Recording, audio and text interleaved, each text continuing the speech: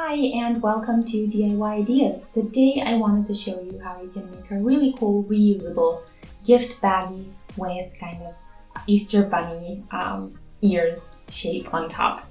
So I'm going to show you how you can do this all by yourself. It's going to be super easy and it's going to be two-faced as well. So stay tuned. So this is what we're going to need for today's project. So as always, we have our fabric scissors here, then some paper scissors as well, some pins, and a hand gauge here. Then we also have a pen and some wax paper or pattern paper if you have it, so that we can draw our shape on there. You can of course use a finished or the existing pattern. Then we have here some fabric chalk and a fabric marker so that we can mark our fabric when we work on it. And of course, some thread matching the color of the fabric.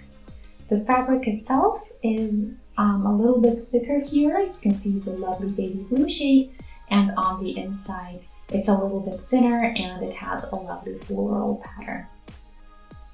So just make sure that these are equally or similarly stretchy, since it's going to make your project a lot easier to do. And I do recommend using something a little bit thicker for the outside, and it's okay if it's a little bit thinner for the inside. Then of course, a little bit of some kind of decorative tape. This is something that I'm going to use later so that we can tie it up nicely and keep it in place. And you can of course make a little face on your fabric, on your little baggie.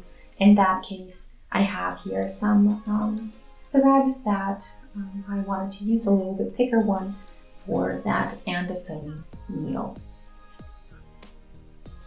So the first thing we need to work on is our pattern. So if you have a finished one, an already prepped one, then this is really easy, but if you don't, you can of course make one yourself. So I'm going to show you what I have here. You can see the shape that we worked on, and I'm going to show you how you can draw this all by yourself with the little bunny ears on top. So of course you can decide how big you want this to be. It can be really big, it can be really small, or something in the middle. So the way I started is I first decided how big my square is going to be on here. So that's the actual body of the bag.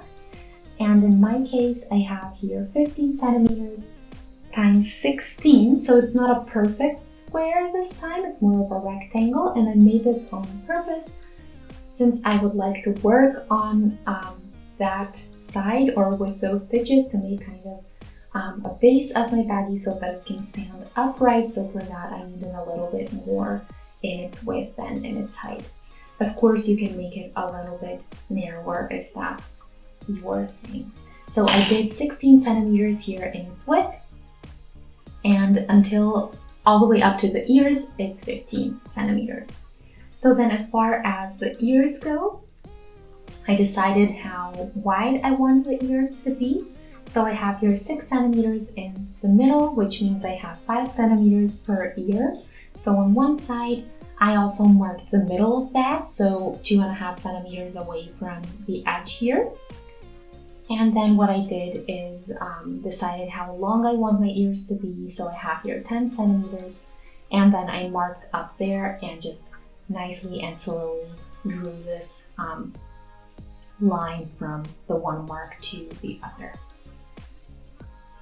Also make sure that everything's symmetrical on here. The way you can do that is fold it in half and check, or you can just measure again all of the sides. What you can do is easier is mark 8 centimeters here, fold in half, and then do just the 1/2 and then cut it out. That way you have absolutely symmetrical pieces, since you're working with 1/2 and having kind of a mirrored version of that on the other. So in that case, you would just draw the one ear and you would use that one to decide where the other one is going to be. So just make sure you take your time with this shape right here, since it is not a straight line, but it should be pretty easy to do.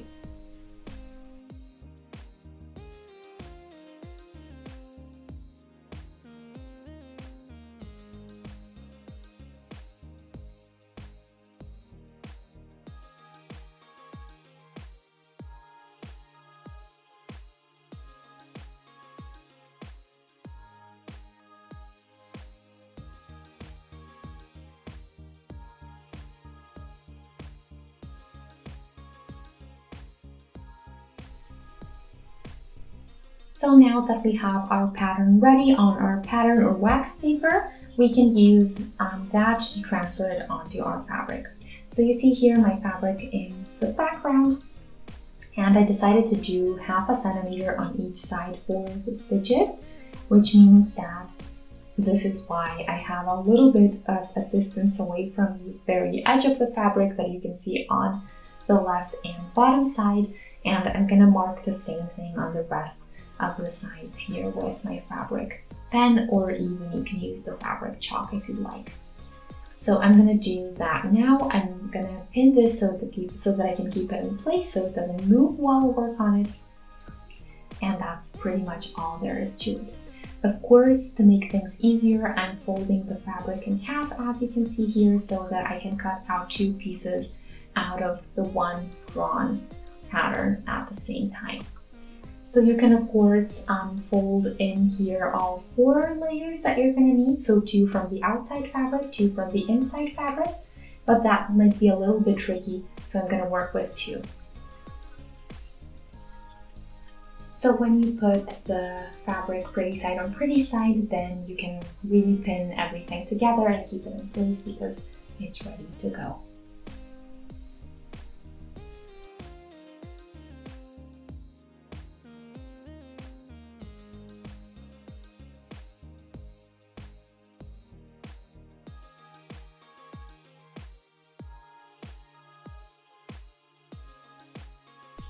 So now I remove my wax paper, I don't need it anymore, and I have the 2 pieces of fabric still nicely aligned and pinned. Now we're gonna cut this out, and as I said, we're working on the back of this fabric, so not the pretty side, not the one that's gonna be on the outside later, which is why I don't mind having the lines from the fabric marker here. And yeah, I have the lines here, I'm gonna cut it out. Then I'm going to fold it in half just to make sure that it's symmetrical, and if it's not, we might correct it a little bit.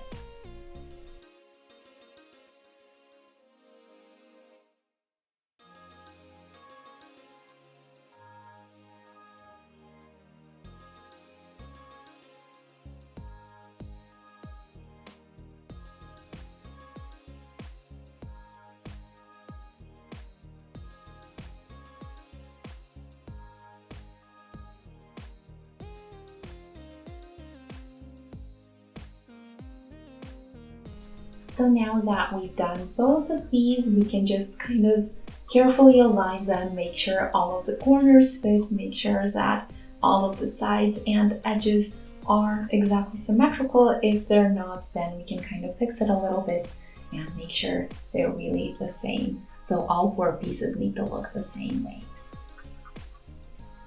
And yeah, take your time with this stuff. It's really important that it's all nice so that you can work your stitches in nicely and everything fits.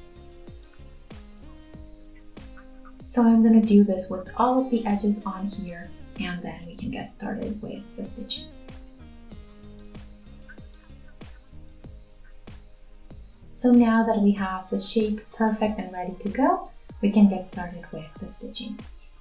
So I'm going to start with the inside fabric, and you see here I pinned this pretty side on pretty side, so this is the back side of the fabric that you see, and we're going to do the stitching now.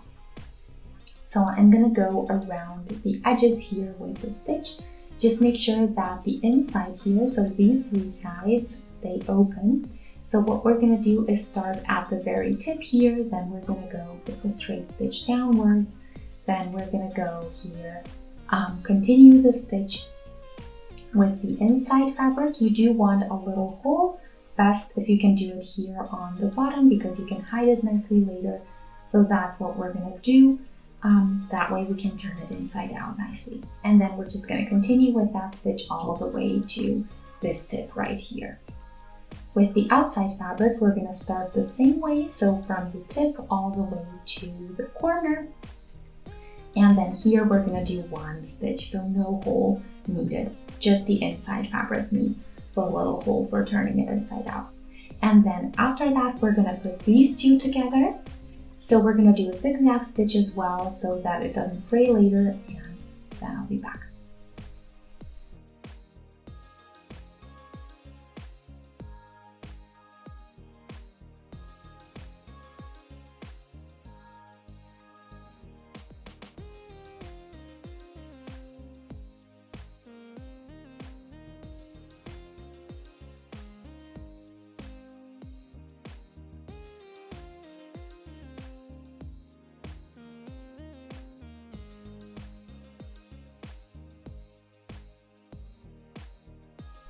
So now before I connect the inside with the outside, I want a little bottom here, kind of like a base so that it can stand upright.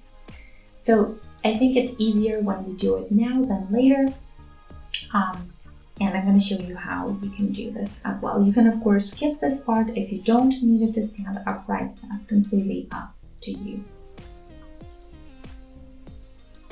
So that everything fits, we're going to do this with the same measurements on each side.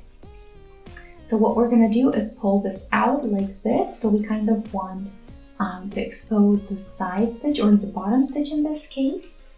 And yeah, just make sure that you're aligning the side and the bottom stitch like this, so you should feel them one on top of another on the front and the back here. And then what we're going to do is pin this. We want this triangle-like shape to stay put. And what we're going to do then is take our hand gauge and find the spot where we have 3 centimeters of length. And then we're going to cut that out and do a stitch there to keep everything in place. So that way it's going to have a really nice base later that it can stand on. So I need the 3 centimeters on here, and then I'm going to mark that. There we go. I'm going to go from the bottom. It's a little bit easier that way. And I'm going to make sure that my 1.5 centimeters are really aligning with the stitch. Then I'm going to mark with my fabric marker on here. And when you've done it here, you need to do it on the other corner as well. And then you can do a straight stitch on here. So just a regular straight stitch, nothing special here. And then we can get rid of the leftover fabric on the outside. So the little triangle shaped tip that we have.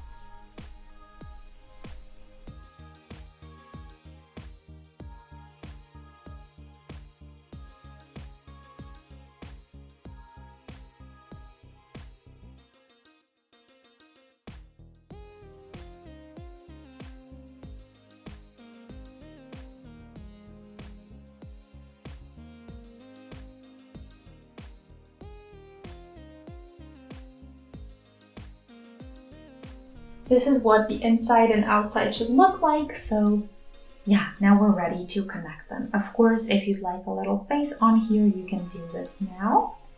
And this is completely up to you, the way you want to do it and how you want to do it. You can glue something on there with a hot glue gun. You can use your fabric marker for that, something in a darker color like black, and draw a face on there. You can even use some thicker thread. So now that we've done the face, if you wanted that face on there, we can connect the inside and outside. So you see here the little corners from the outside, the way they look. I'm really satisfied, it looks really neat. So now what we're going to do is, as you can see, turn it inside out, or actually the right way around, and we're going to push it into our outside fabric piece. So again, pretty side on pretty side.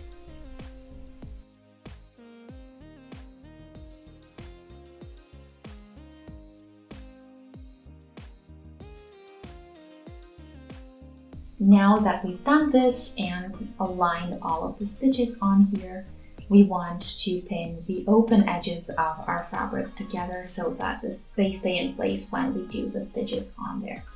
And then we're going to do the actual stitches here, and the stitches that we didn't do, so the parts that we skipped, is what we're going to do next, and then we're going to turn it inside out because we have the little hole on the inside. You can of course do a zigzag stitch later here so that everything doesn't fray.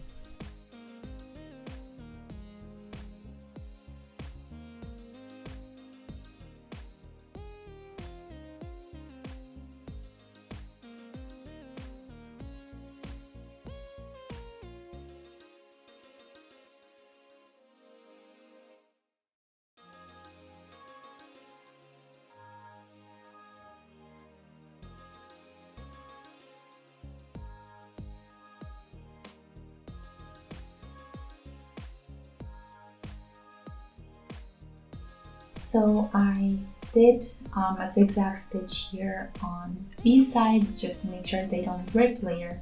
when I use this. I'm gonna get rid of the leftover fabric on the outside of the stitch here so that my ears are pointy. And what we're gonna do now is find a little hole on the inside fabric and turn it inside out completely. This might take a little bit of time, but make sure that you take the time and the patience. You don't want to rip anything. So take your time. It's gonna be a couple of minutes maybe, and then you're gonna have a really nice and neat result in the end.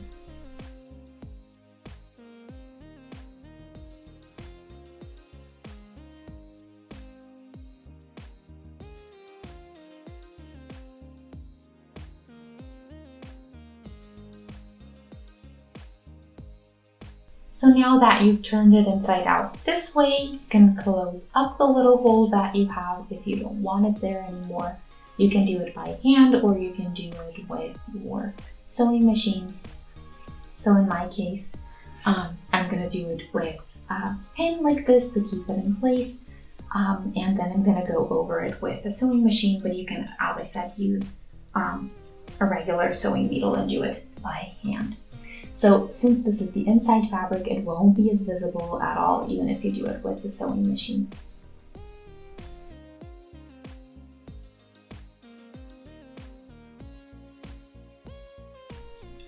So here is the stitch that I've done with the sewing machine. So as I said, since it's on the inside, it won't be as visible, but you can kind of see that it's a little bit of a different stitch than the rest of the edges here.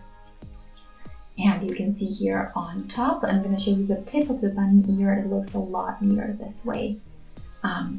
So yeah, that's why we did the little hole on the inside piece of fabric and on the very bottom of it. So now we're just going to make sure that all of the stitches are in place. I'm going to iron over these just to make sure they stay that way as well. And then we are pretty much done already.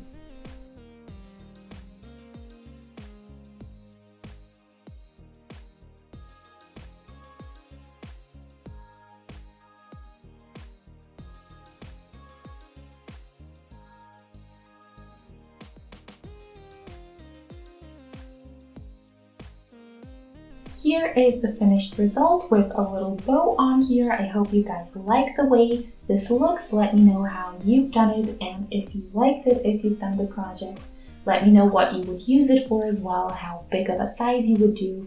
And yeah, if you enjoyed the video, you can let us know by showing a thumbs up. You can also subscribe to the channel, and if you do, make sure to not forget the notification bell, since it's going to notify you every time we post a new video. So thanks for watching. See you in our next project. Until then, have a wonderful day. Bye!